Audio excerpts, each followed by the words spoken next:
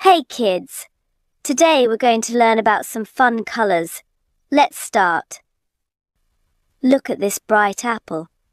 It's the color red.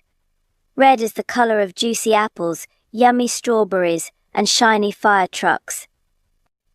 Now, look at this fluffy cloud. It's white. White is the color of snow, fluffy marshmallows, and the moon in the night sky. See this big, wide sky? It's blue. Blue is the color of the sky, the ocean, and your favorite blue crayons. Check out this round orange. It's the color orange. Orange is the color of oranges, carrots, and the warm sunset.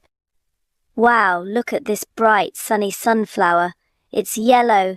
Yellow is the color of bananas, lemons, and the shiny sun in the sky. And here's a lovely flower. It's pink. Pink is the color of roses, bubblegum, and soft cotton candy. Now you know your colors. Red, white, blue, orange, yellow, and pink. Aren't colors fun? You can find them everywhere around you. Keep looking for them, and soon you'll know them all by heart. See you next time.